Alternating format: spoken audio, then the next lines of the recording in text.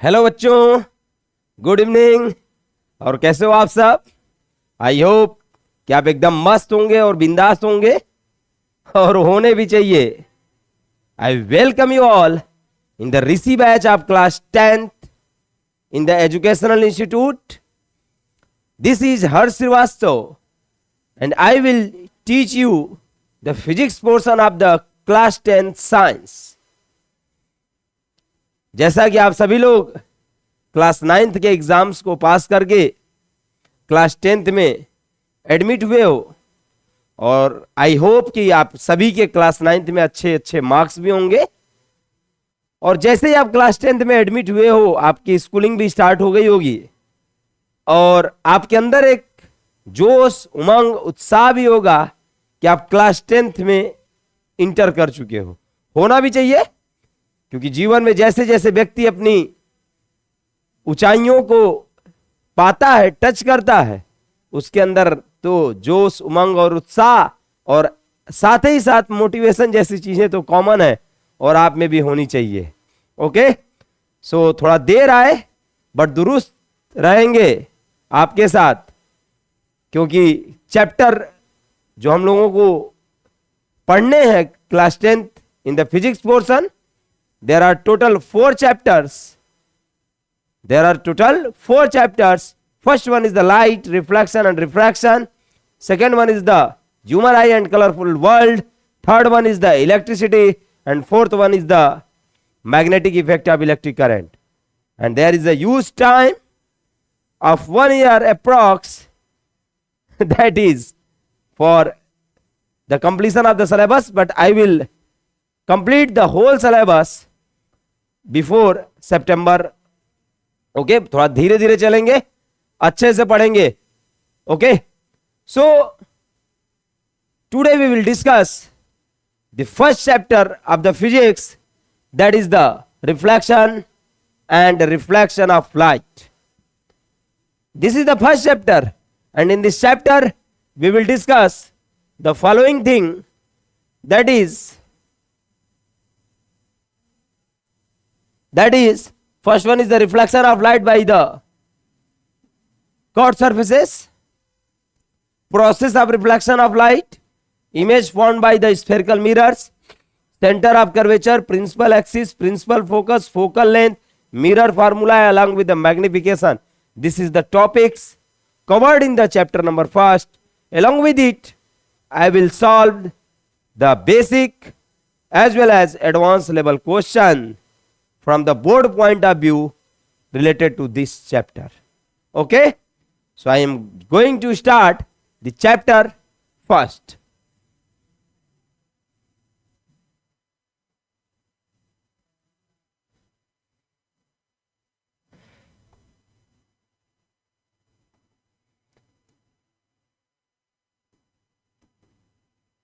Chapter first,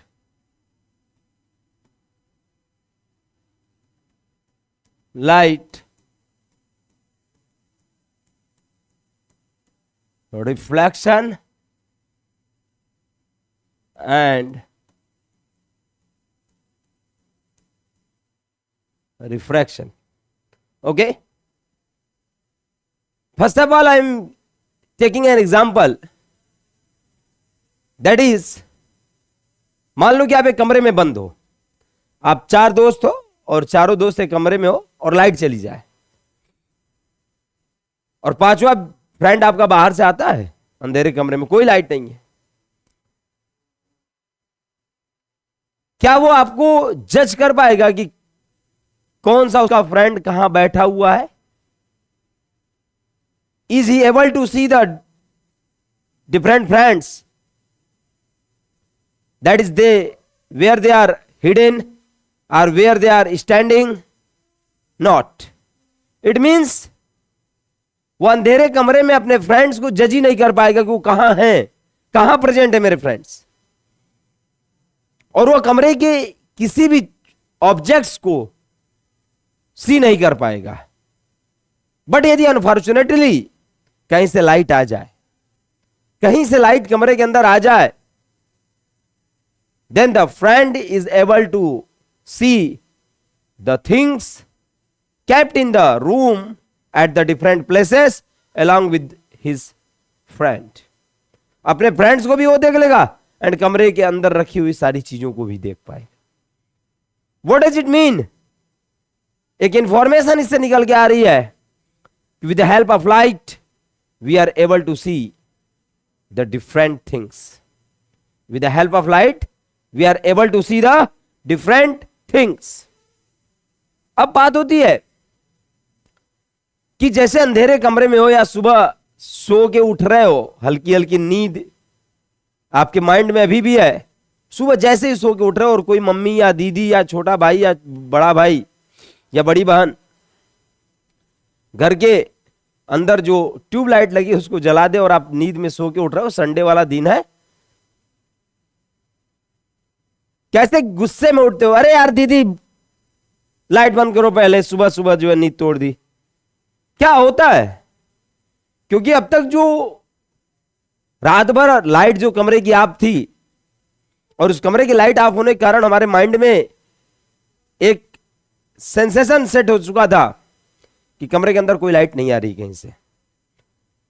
but unfortunately कहीं से light आ जाए तो आपकी आईज के ऊपर एक सेंसेशन अराइज होता है, एक फीलिंग होती है, फीलिंग अराइज होती है कि कहीं ना कहीं कमरे के अंदर कहीं ना कहीं से लाइट आ रही है. आपके आईज के ऊपर, आपके बॉडीज के ऊपर कहीं ना कहीं लाइट आ रही है.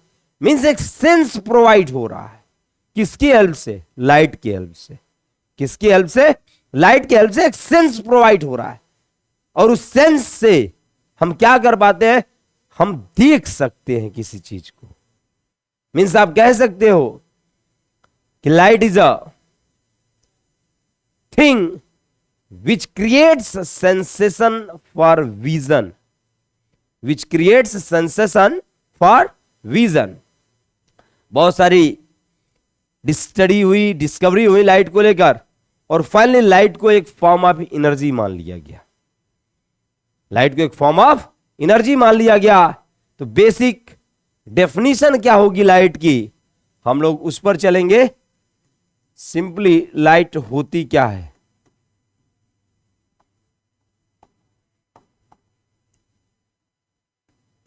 Light is a form of energy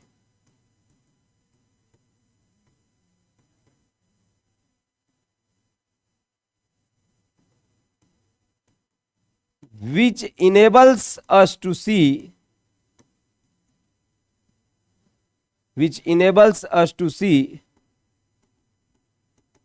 different things which emits or produces light. ये बेसिक डेफिनेशन हो गया. With the help of light we are able to see the different things in our surrounding. Okay, in another way you can define the light, that is light is a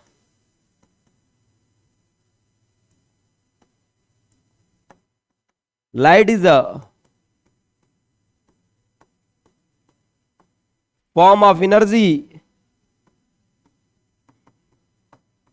which enables us to see, which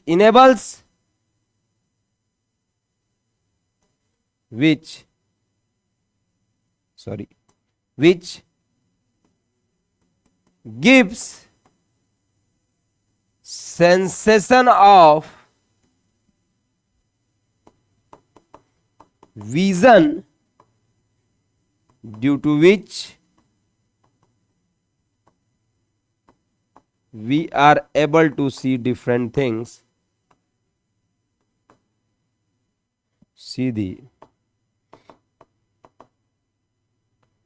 different things in our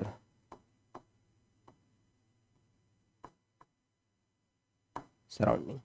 So this is the basic definition, that is light is a form of energy which enables us to see the different things which emits or produces light, or light is a form of energy which gives sensation of vision, due to which we are able to see the different things in our surrounding.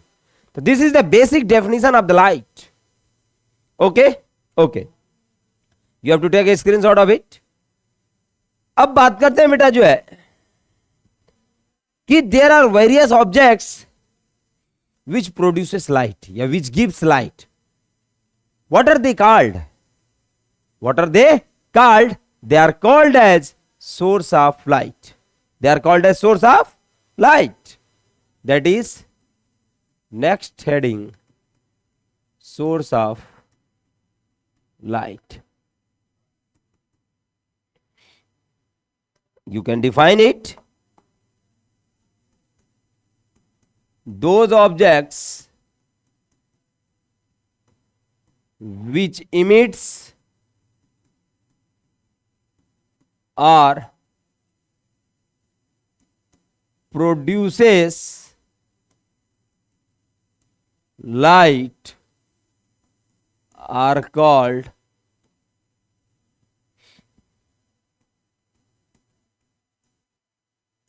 source of light. Means आप कह सकते हो कि nature के अंदर वो सारी objects जिनसे हमें लाइट मिल रही है या जो लाइट को प्रोड्यूस कर रहे हैं या वो लाइट को गिव अप कर रहे हैं, they all are called as source of light. For example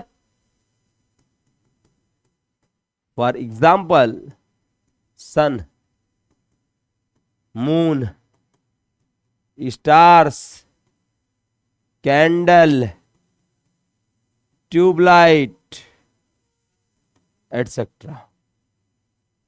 but अब ये बात आती है कि नेचर के अंदर there are various objects which emits light of their own, which produces light of their own. और आप इस चीज को क्लास 8 में पढ़े होगे लाइट के चैप्टर में. बहुत हम डिटेल में उसके पास नहीं जाएंगे, बट हम उसका नाम तो बता देंगे आपको कि ऐसे objects which emits light of their own, जिनके पास खुद की लाइट होती है, जिनके पास खुद की लाइट होती है, they are called as luminous object. They are called as luminous object.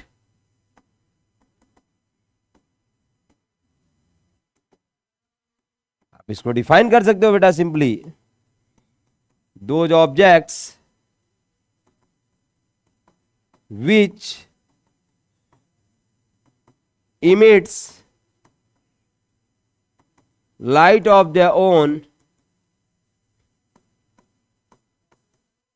are called as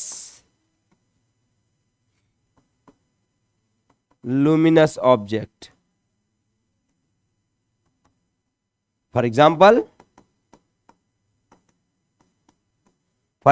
में आप बता सकते हो पहला सन, स्टार खुद की लाइट होती है. आप कह दो कि मून, रॉन्ग हो जाएगा क्योंकि मून के पास खुद की लाइट नहीं होती है.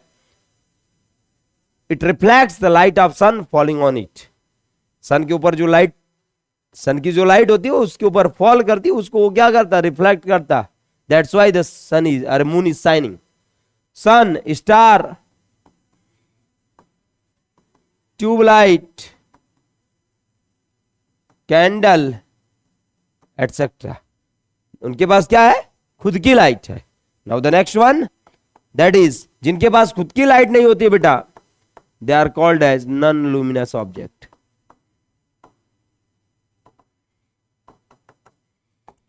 That is those objects which do not have light of their own are called as non-luminous object. For example, moon, moon के पास खुद की लाइट नहीं, सन की लाइट फॉल करती है और रिफ्लेक्ट करता है. That's why moon gives the light. Has a source of light है but it is not luminous. Planet etcetera, इनके पास खुद की लाइट नहीं होती प्लैनेट्स के बाद, सन से लाइट फॉल होती है, वो रिफ्लेक्ट करते हैं, that's why we are able to see the different planets. Okay, take a screenshot of it. Okay, अब आप जान गए कि जो लाइट है सॉरी, थोड़ी तबीयत खराब है, उसके बावजूद भी मैं क्लास ले रहा हूं क्योंकि लेट हो रहा था क्लास 10th के लिए, बट आप मेरे लिए प्यारे हो, that's why we are here to give our best for you. Okay, देखिए, तो आप जान गए बेटा कि light is a form of energy. Light is a form of energy. Light एक एनर्जी का फॉर्म है, तो एनर्जी कहीं ना कहीं ट्रांसफर हो रही है, एनर्जी कहीं ना कहीं ट्रांसफर हो रही है। आप एक चीज ध्यान दीजिए कि सन से लाइट अर्थ तक रीच करती है, सन से लाइट अर्थ तक रीच करती है, और इस बीच में वैक्यूम भी होता है। तो यदि ऐसा कोई कॉन्सेप्ट होता कि लाइट वैक्यूम से न चल सकती थी, तब तो हमारे अर्थ प्लेनेट पर सन की लाइट आती नहीं और हमेशा अर्थ पर क्या होता, अंधेरा होता। तो आप जान रहे हो कि light is a form of energy, means energy का कहीं ना कहीं से ट्रांसफर हो रहा है, ट्रांसमिशन हो रहा है एनर्जी का, और वो 2 वे में हो सकता है, वो 2 वे में हो सकता है। कैसे हो सकता है 2 वे में? Transfer of energy. पहली चीज, यदि एक ऑब्जेक्ट यहां है, एक सोर्स यहां है, सोर्स ऑफ एनर्जी, ये पॉइंट ए है और हमारा रिसीवर यहां बी है, तो एक पॉसिबिलिटी तो ये है कि इसके बीच में जो पार्टिकल्स हैं, ये पार्टिकल 1 2 3 4 5 6 7 8 9, ये पार्टिकल खुद जो है एनर्जी को क्या करे, ट्रांसफर करे from one point of the medium to the other. यहां से यहां खुद पार्टिकल चल के जाए, यहां से यहां खुद पार्टिकल चल के जाए, यहां से यहां खुद पार्टिकल चल के जाए, यहां से यहां खुद पार्टिकल चल के जाए, यहां से यहां खुद पार्टिकल चल के जाए, और इस तरीके से ए से बी तक एनर्जी का ट्रांसफर हो सकता है। बट पार्टिकल को ट्रांसफर करना पड़ेगा अपनी पोजीशन, पार्टिकल एनर्जी यहां ट्रांसफर करेगा एक पॉइंट से दूसरे पॉइंट तक। दूसरी पॉसिबिलिटी क्या हो सकती है, ये सारे के सारे पार्टिकल 1 2 3 4 5 6 7 8 9, ये पार्टिकल खुद अपने इन पोजीशन पर वाइब्रेट करें, टू एंड फ्रो वाइब्रेट करें, और इस वाइब्रेशन के कारण ये एनर्जी को बिना अपनी पोजीशन चेंज किए एनर्जी को क्या कर सकते हैं, ट्रांसमिट कर सकते हैं। तो एनर्जी का ट्रांसफर एक प्लेस से दूसरे प्लेस तक 2 वे में हो सकता है। एक तो पार्टिकल खुद जो है एनर्जी को ट्रांसफर करे from one point of the medium to the other, दूसरे में particle of the medium energy को ट्रांसमिट करे। ट्रांसमिशन का मतलब पार्टिकल अपने खुद पोजीशन पे क्या कर रहा है, वाइब्रेट कर रहा है, वाइब्रेशन के कारण जो है एनर्जी क्या हो रही है, ट्रांसफर हो रही है। जैसे साउंड एनर्जी, क्लास 9th में बहुत बेखूबी से आपने पढ़ा होगा कि साउंड एनर्जी, ड्रम बीट होता है, सराउंडिंग के मीडियम वाइब्रेट्स होते हैं अपने मीन पोजीशन पे, पार्टिकल अपनी पोजीशन नहीं छोड़ता है, वाइब्रेट करता है अपने मीन पोजीशन पे, टू फ्रो। इस तरीके से एनर्जी और मोमेंटम ट्रांसमिट करते हुए एनर्जी क्या होती है, साउंड की फर्दर पॉइंट पर आप लिसनर जो बैठा होगा, रिसीवर जो बैठा होगा, उसको सुनाई देती है जो है। ठीक है, तो फर्दर स्टडी के बाद ये देखा गया कि यहां पर जो ये ट्रांसमिशन ऑफ एनर्जी था from one place to the another place, ये किस कारण से हुआ, वेव के फॉर्म में। ये कैसा फॉर्म है, वेव, और यहां पर क्या है, पार्टिकल खुद जो है अपनी पोजीशन क्या कर रहा है, चेंज कर रहा है। फर्दर जब स्टडी की गई तो लाइट को देखा गया कि लाइट सन से चलकर अर्थ तक आ रही है। इट मींस कोई ऐसा पार्टिकल सन पे नहीं होगा जो कि इतनी ज्यादा distance, that is 150 crore kilometer की डिस्टेंस को ट्रेवल करके from sun to the earth आएगा, सिर्फ क्या करने, इस लाइट एनर्जी को ट्रांसफर करने। फिर देखा गया कि बीच में वैक्यूम भी पड़ रहा है, वैक्यूम में कोई पार्टिकल नहीं होंगे। इसका मतलब कि कहीं ना कहीं पार्टिकल्स ऑफ द मीडियम खुद वाइब्रेट कर रहे थे अपनी मीन पोजीशन पे, और इस वे में एनर्जी क्या हुई है, ट्रांसमिट हुई है from one place to another place. इस वे में सन से एनर्जी यहां तक क्या हुई है, रीच की है। मतलब लाइट को कहीं ना कहीं एक वेव का नाम दे दिया गया। Light is a wave, light is a form of wave, sorry, light is a form of wave. अच्छा, जब लाइट को फॉर्म ऑफ वेव दिया गया तो फर्दर देखा गया कि ये वैक्यूम से चल के आ रही है। तो क्लास 9th में based on the need of medium, based on the need of medium, there are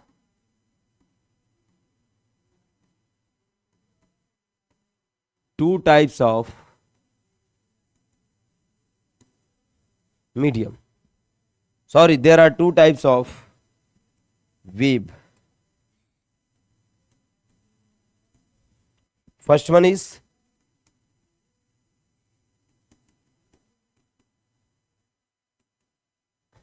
mechanical wave and second one is the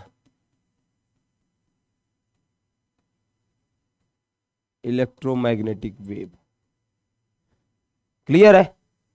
तो क्या देखा गया कि मैकेनिकल वेव्स वेव में जो कि no requirement of, mechanical waves are those waves which requires a medium for its propagation. Propagation के लिए मीडियम की जरूरत है, that's why they are called as mechanical wave. For example, sound wave, water wave, ये example हो गए। But what about electromagnetic wave? Electromagnetic wave do not require any material medium. Do not require any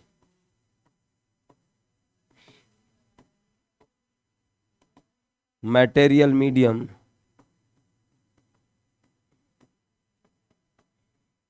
for its propagation.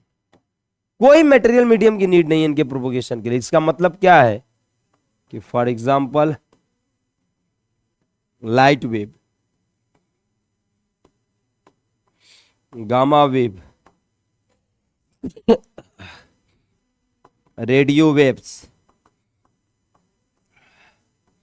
Etcetera, X raise,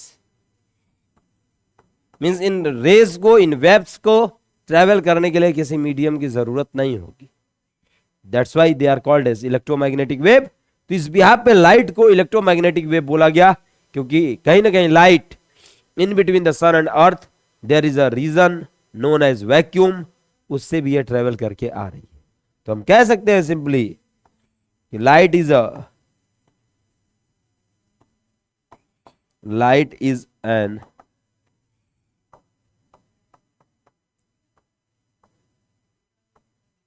electromagnetic wave. Note, light is an electromagnetic wave. कोई पूछता है क्यों? It is because it requires no any material medium for its propagation. Okay okay, take a screenshot of it. Okay, अब ये देखा गया कि light energy जो है वह दोनों वे में, मींस पार्टिकल वे में और वेव वे में एनर्जी को ट्रांसफर कर रही थी। भाई यदि यहां पर हम बात करें, कहीं रूम के अंदर लाइट है तो लाइट एक जगह से दूसरी जगह तक ट्रेवल कर रही है, वहां पर एयर पार्टिकल्स बहुत तेजी से रैंडम मोशन में है, तो कहने के वो एयर पार्टिकल्स रिस्पॉन्सिबल है for transfer of energy from one point of the medium to the another point. Means यहां पर कहीं ना कहीं लाइट जो है, जो ट्रेवलिंग ऑफ लाइट है, वो कहीं ना कहीं पार्टिकल खुद ट्रांसफर कर रहा है एनर्जी। और अभी आपने वेव वाला कॉन्सेप्ट देख लिया कि वेव में एनर्जी का जो ट्रांसमिशन है वो कहीं ना कहीं जो अपने मीन पोजीशन पे वाइब्रेशन के कारण हो रहा है। मींस लाइट सॉरी, लाइट जो है दो तरीके के नेचर को शो कर रही है। One is the light nature and one is the wave nature.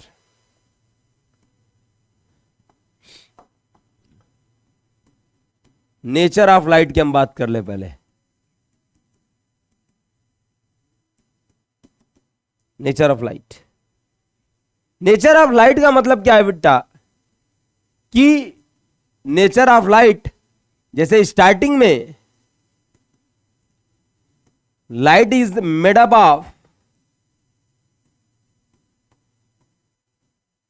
Small particles known as corpuscles. Light is made up of the particles, small particles, जिसको कार्पसल्स बोला गया। और लाइट की इस थ्योरी को दिया किसने था? मेरे बड़े भाई न्यूटन साहब ने। न्यूटन ने यह थ्योरी दी थी और इसी थ्योरी को क्या नाम दिया जाता है? कार्पस्कुलर थ्योरी ऑफ लाइट, जो कि आप क्लास 12th में डिटेल में पढ़ोगे। Corpuscular theory of light. और उस समय तक लोगों के अंदर न्यूटन साहब का बड़ा क्रेज था और न्यूटन साहब जो है जो चीजें कहते थे लोग मानते थे क्योंकि बहुत बड़े साइंटिस्ट थे। लोगों ने कहा कि न्यूटन भाई साहब कह रहे हैं कि light is made up of the smaller particles known as the corpuscles which gives rise to the corpuscular theory of light. लोगों ने कहा हाँ भाई न्यूटन कह रहे हैं बात सही है, light is made up of particles. हम भी कहेंगे light is made up of particles, फिर कहेंगे light is made up of particles. और ये चीजें कई साल तक चलती गई। और ऐसे ही नहीं कि सिर्फ जो है कह दिया और काम हो गया, नहीं, इन्होंने कहे ऐसे लाइट की फेनोमेनन थे, एक्टिविटीज थी जिसको इन्होंने प्रूव करके दिखाया on the behalf of particle nature of light. वो कौन कौन से फेनोमेनन थे? फेनोमेनन पहला था बेटा reflection of light,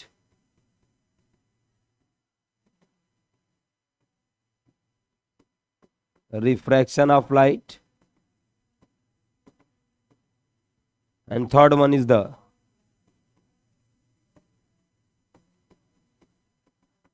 photo electric effect.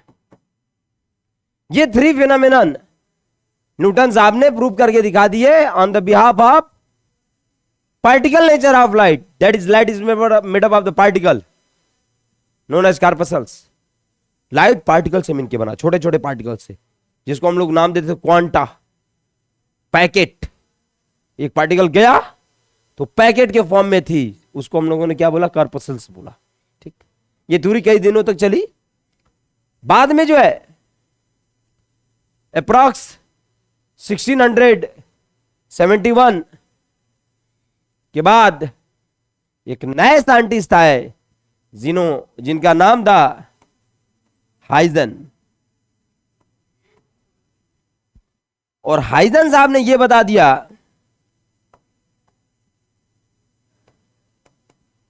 कि लाइट इज अ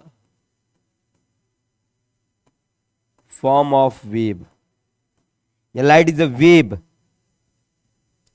अफरा तफरी मच गई क्योंकि न्यूटन के सामने लोग किसी और को जानते ही नहीं थे। यह कौन सा आज जो है नया छोकरा आ गया हाइजन, जो बता रहा है कि लाइट एक वेव है। अभी तक न्यूटन भैया ने बताया था कि light is the made up of the particle that shows the particle nature of the light. Huygens ने बड़ा तकलीफ हुआ कि न्यूटन के बात के सामने हमारी बात का कोई वैल्यू नहीं है।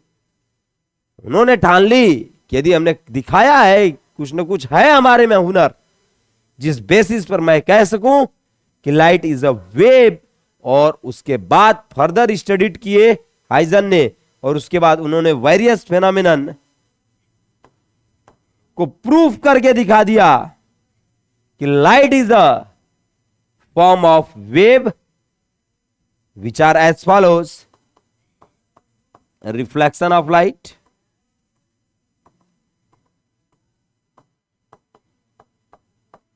refraction of light,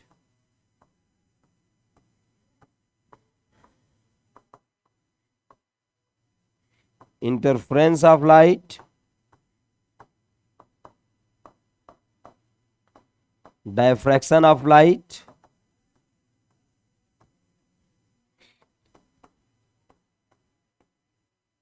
polarization of light, और डबल पोलराइजेशन।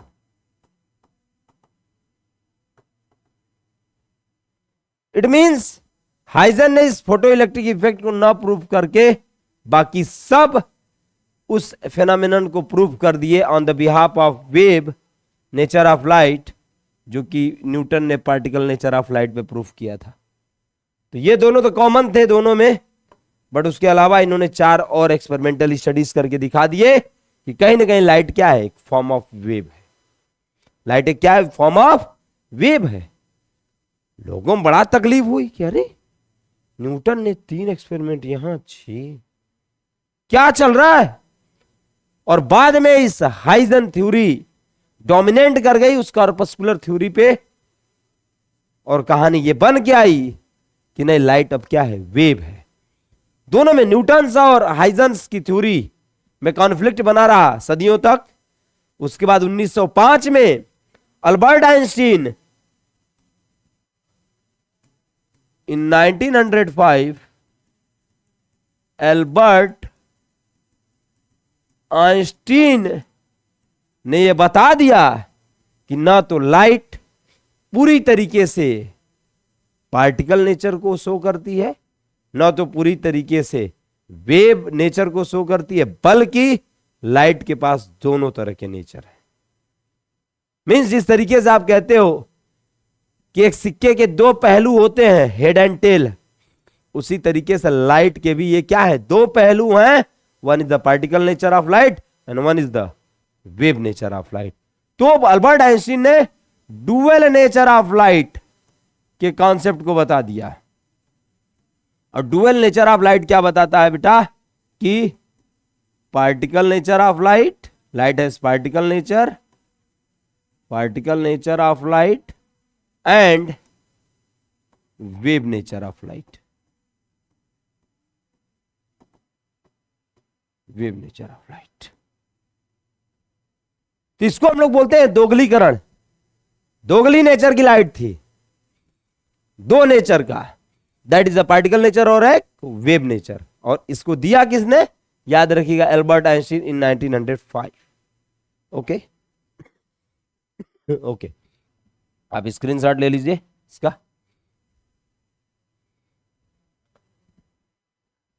नेक्स्ट।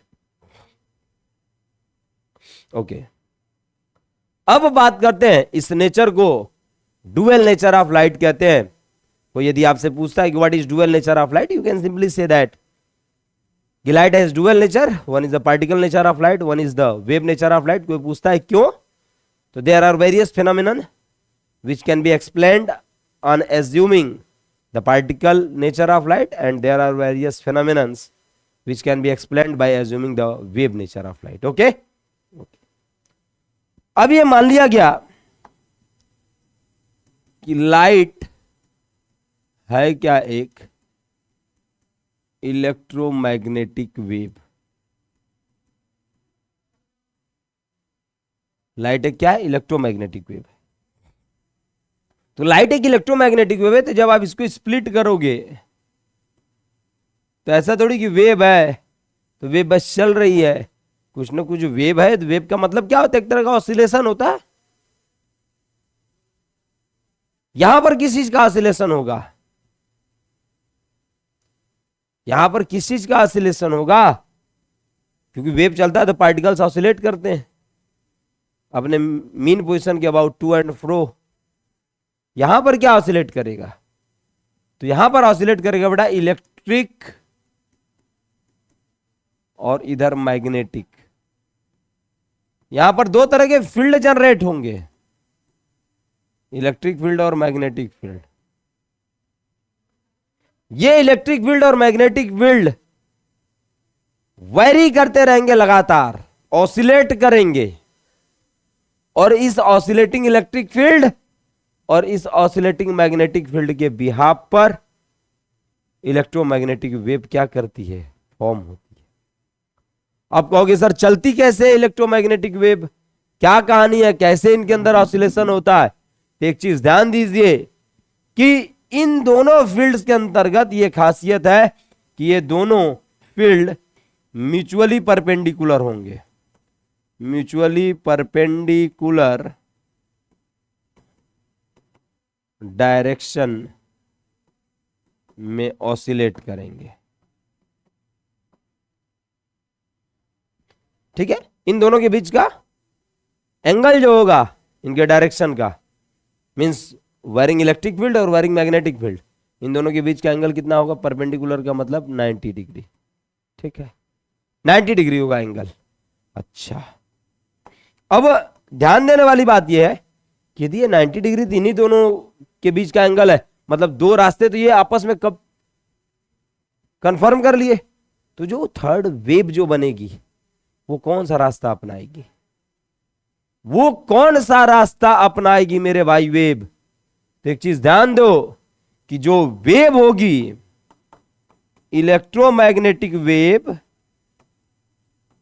का जो डायरेक्शन होगा, direction of electromagnetic wave is perpendicular to direction of electric field vector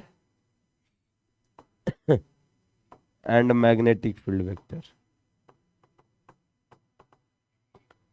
मतलब कहीं ना कहीं जो मैग्नेटिक फील्ड के भी डायरेक्शन के परपेंडिकुलर डायरेक्शन में इलेक्ट्रोमैग्नेटिक वेव का डायरेक्शन होगा, और मैग्नेटिक फील्ड के भी डायरेक्शन के परपेंडिकुलर डायरेक्शन में डायरेक्शन ऑफ इलेक्ट्रोमैग्नेटिक वेव होगा। इसका मतलब कि इलेक्ट्रिक फील्ड, मैग्नेटिक फील्ड और direction of propagation of wave, they are mutually perpendicular, they are mutually perpendicular. Mutually perpendicular का मतलब होता है कि आप कोई भी दो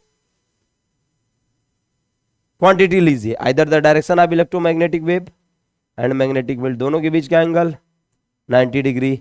आप जो है इलेक्ट्रिक फील्ड ले लीजिए, मैग्नेटिक फील्ड ले लीजिए, इन दोनों के बीच का डायरेक्शन 90 डिग्री।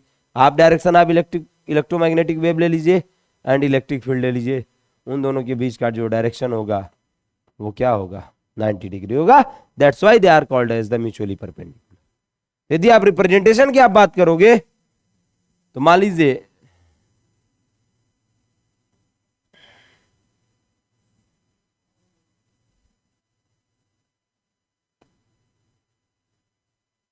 ये वाली जो डायरेक्शन है एक्स, इसको हम बोल रहे हैं डायरेक्शन ऑफ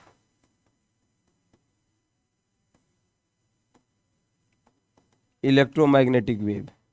ठीक है, इधर मैग्नेटिक फील्ड का डायरेक्शन और ऊपर electric field.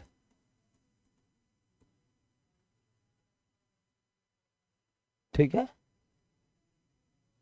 Electric field, magnetic field और डायरेक्शन ऑफ इलेक्ट्रोमैग्नेटिक वेव। मतलब वाई जेड एक्सिस में जो है, वाई वाई डैश में इलेक्ट्रिक फील्ड है, जेड जेड डैश में जो है मैग्नेटिक फील्ड है, तो डायरेक्शन ऑफ इलेक्ट्रोमैग्नेटिक वेव किधर है? वो एक्स डायरेक्शन में। मानते हैं?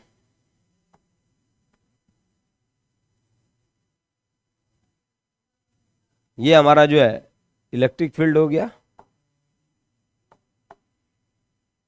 मैग्नेटिक फील्ड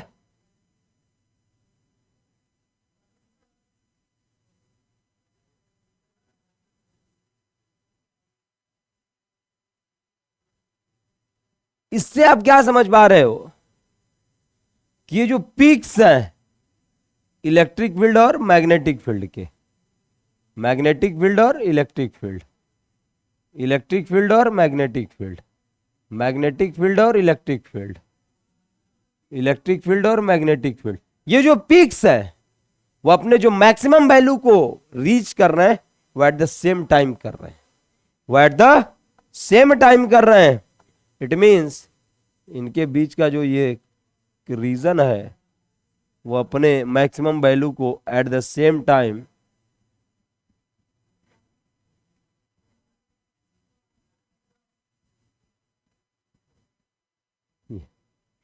इस तरीके से हमारी इलेक्ट्रोमैग्नेटिक वेव प्रोपोगेट करती। इट मीन्स आप कह सकते हो कि यदि ये वाई डायरेक्शन और ये X direction, Y direction electric field, Z direction magnetic field. तो जो तीसरी डायरेक्शन बची that is the perpendicular direction, या तो फॉरवर्ड साइड या तो बैकवर्ड साइड, यही बची इलेक्ट्रोमैग्नेटिक वेव के लिए।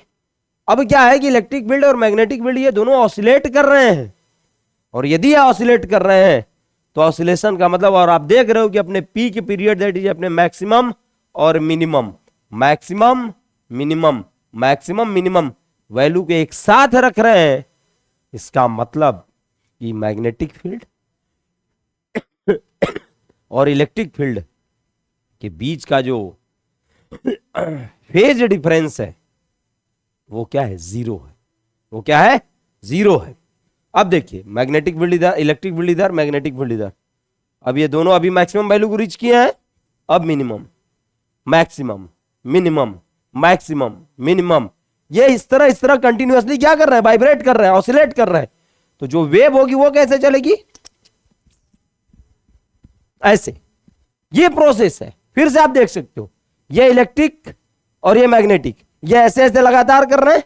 तो जो वेव होगी वह इन दोनों डायरेक्शन के परपेंडिकुलर डायरेक्शन में जाएगी, ऐसे। This is the exact direction of the electromagnetic wave, that is the propagation of electromagnetic wave. Clear है? आई होप कि आपको समझ में आया होगा। Okay, take a screenshot of it.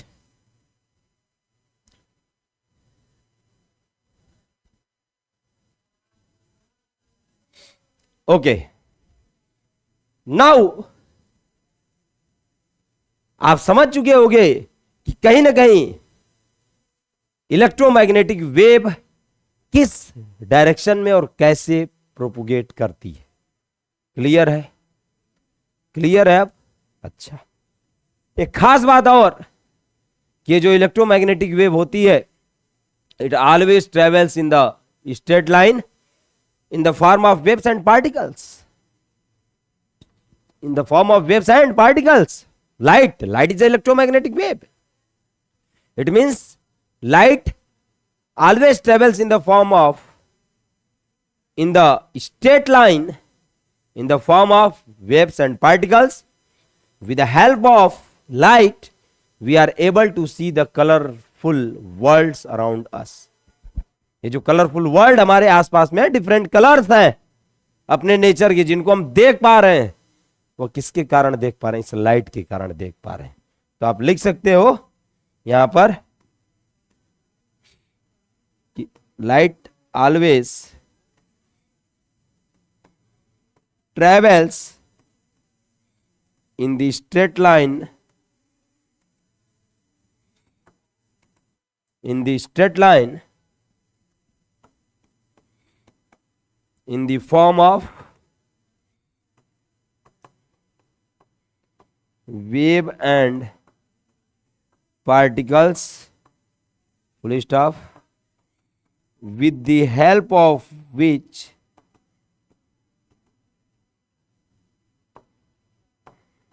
we are able to see the different colors of nature.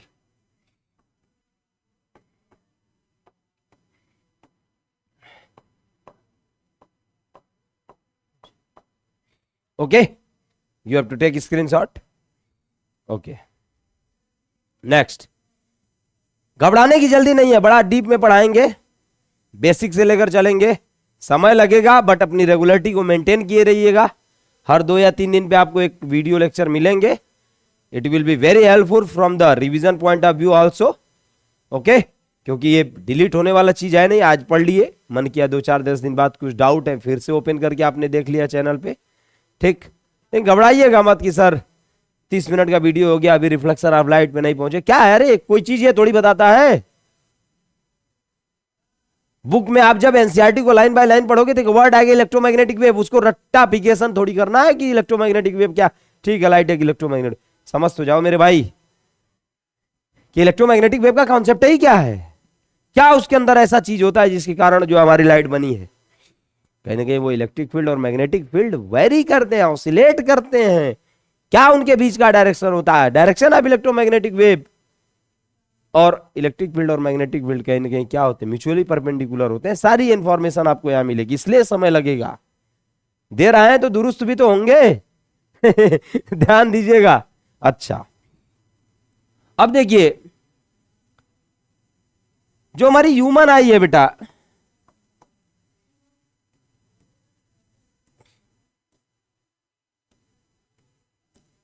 Human आई के लिए दो तरह के कलर इंपॉर्टेंट होते हैं, एक मोस्ट सेंसिटिव और एक least sensitive. For human I, most sensitive colour, least sensitive colour. तो आप सोचिए, बताइए।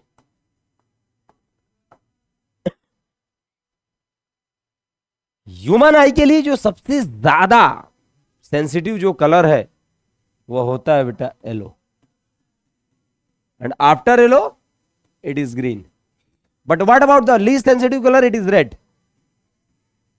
ये याद रखिएगा, वनडे एग्जामिनेशन में कभी पूछ दिया जाएगा, यदि आप 11th में CHS एग्जाम या KVS एग्जाम आप और देने एग्जाम जा रहे हो या डिफरेंट वे, तो अपने इस पॉइंट को याद रखिएगा कि और human I most sensitive colour is yellow, after that yellow it is green, and least sensitive colour is red.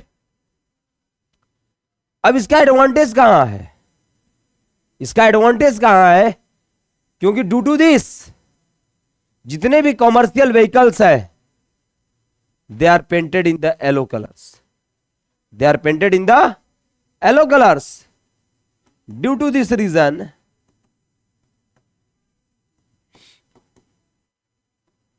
commercial vehicles are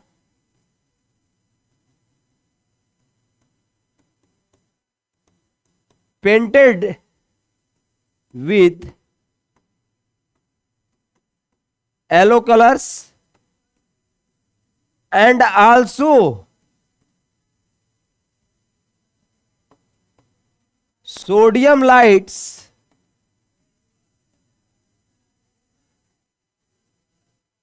in bracket yellow color light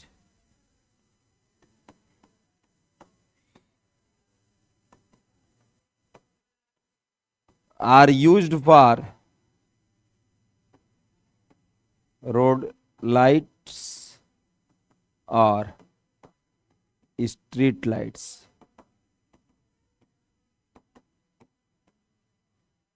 okay, तो पहले जमाने में, अब तो कंजर्वेशन ऑफ इलेक्ट्रिकल एनर्जी का concept लग गया, LEDs आ गए, व्हाइट लाइट आ गया, but in the ancient times sorry, आज से 10-20 साल पहले अब जब भी शहर में निकलते होंगे सब लाइट्स वो पीली पीली दिखती थी, वो सोडियम लैंप्स थी। क्यों थी कि हमें कुछ भी चीजें बहुत तेजी से दिखाई दे जाती थी, हमारे आईज के लिए सेंसिटिव कलर होता था।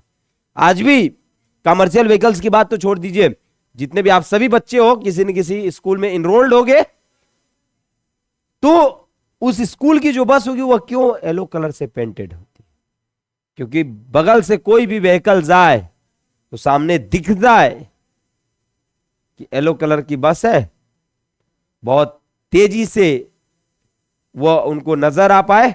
दूसरे वे में उस पर लिखा रहता है ना, सावधान बच्चे हैं, तो वो सावधान बच्चे, ये थोड़ी लिखा रहता है कि उस बस के अंदर बैठे हुए बच्चे सावधान है, वो इंडिकेट करता है सामने वाले ड्राइवर को कि सावधान बच्चे।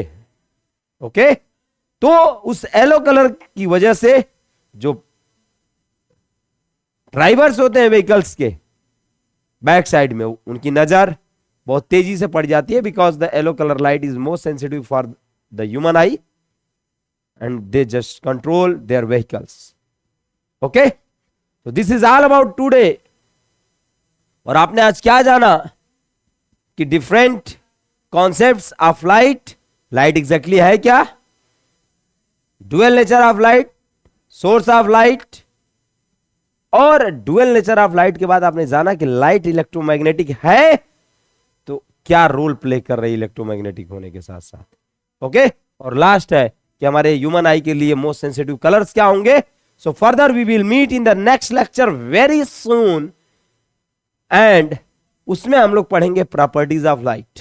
धीरे धीरे धीरे धीरे नंबर ऑफ लेक्चर्स को हमें नहीं काउंट करना है कि 10 लेक्चर में खत्म होगा, 12 में खत्म होगा, 15 में खत्म होगा, बट इसका एंड तो मेरे भाई ऐसा करूंगा कि बोर्ड का एक क्वेश्चन आप छोड़ के ना आ पाओगे।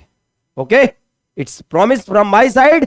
बस आपसे मुझे एक चीज चाहिए जो कि आपके डेडिकेशन होनी चाहिए पढ़ाई को लेके। So for today this is all, we will move soon in the next lecture. Thank you.